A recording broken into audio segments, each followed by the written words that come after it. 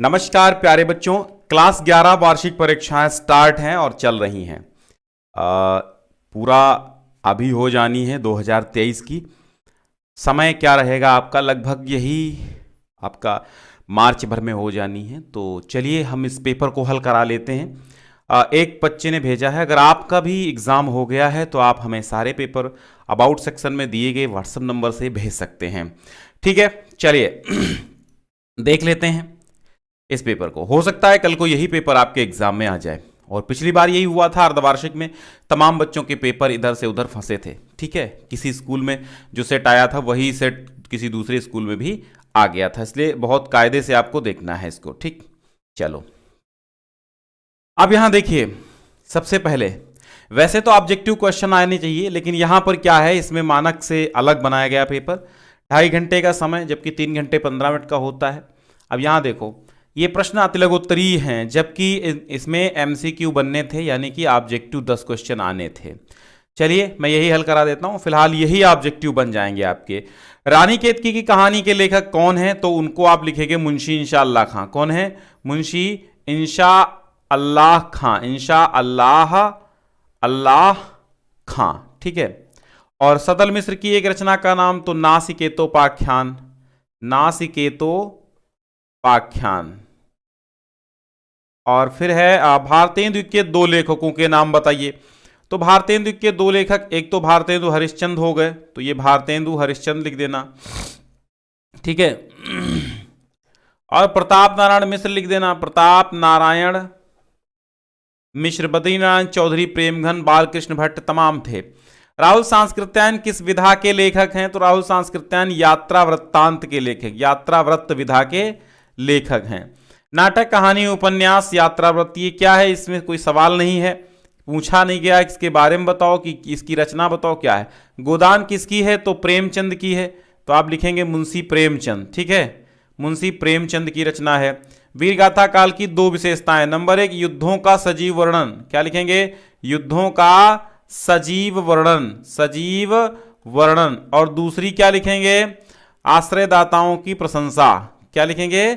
आश्रयदाताओं की प्रशंसा। युद्धों का सजीव वर्णन और आश्रयदाताओं की प्रशंसा, ये 2 विशेषताएं।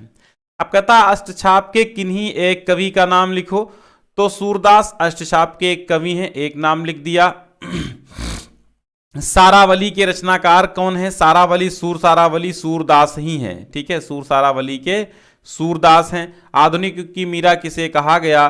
तो महादेवी वर्मा को कहा गया। इसमें ऑप्शन नहीं है, ऑप्शन देना चाहिए था।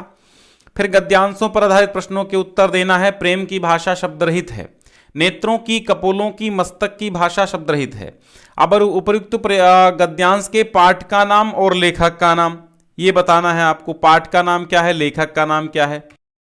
आचरण की सभ्यता से है, और आचरण की सभ्यता के लेखक कौन है? गद्यांश का नाम, गद्यांश के पाठ का नाम आचरण की सभ्यता। ठीक है, क्या है? आचरण की सभ्यता।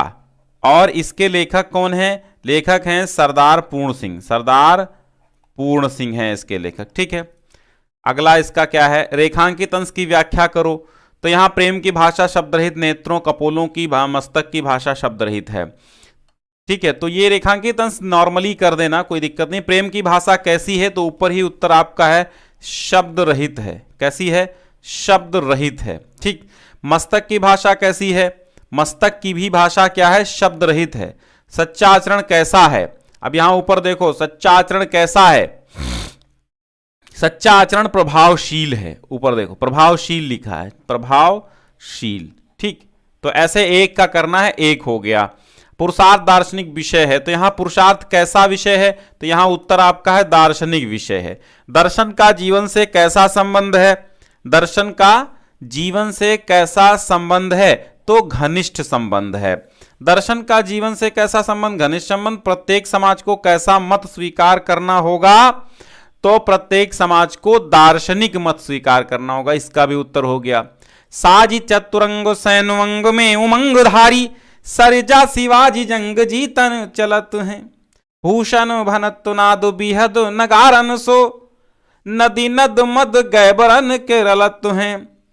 ठीक है, साज चतुरंग सैनुअंग में उमंग भारी सरजा शिवाजी जंग जीतन चलत हैं। भूषण भनत नादो बिहद नगारन के नदी नद मद गए बुरन के रलत हैं। आयल फायल खायल बैल खलक में गैल गैल गजन की ठैल पैल सैल उसलत हैं। और तारा सो तरनी धूरी धारा सो लगती जिमी थारा पर पारा पारा वारियों हलत हैं। अब यहाँ पर पाठ के कवि का नाम भूषण है, महाकवि भूषण। और रेखांकित अंश की व्याख्या चतुरंगिणी सेना को संवार करके और अपने अंग प्रत्यंग में उत्साह धारण करके जो शिवाजी हैं वे जंग के लिए प्रस्थान करते हैं। ठीक है, कौन चारों अंगों की सेना सजाकर युद्ध के लिए निकला? तो शिवाजी, महाराज शिवाजी। ठीक है, शिवाजी। सूरज धूल के कारण कैसा दिखाई देता है? तो तारा सो, तारा के, तारे के समान, तारे के समान। ठीक, पोर की तरह कौन हिल रहा है? पोर की तरह,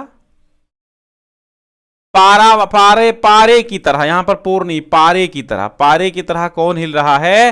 तो समुद्र, समुद्र हिल रहा है। पारावार मतलब होता है समुद्र हिल रहा है। ठीक है, फिर आपको जीवनी लिखनी है। राहुल सांस्कृत्यायन, देखो कितनी मिस्टेक है। डॉक्टर संपूर्णानंद ने इसीलिए कहते हैं कि एक मानक पर सही कायदे से सभी विद्यालयों को पेपर बनाना चाहिए। यहां पर महाकवि भूषण या तुलसीदास, आकाशदीप कहानी का सारांश, ये सारी चीजें करा चुके हैं, प्लेलिस्ट में आपको मिल जाएगा। श्रवण कुमार का चरिचित्रण खंड काव्य से और गद्यांश संदर्भ सहित हिंदी अनुवाद करना है।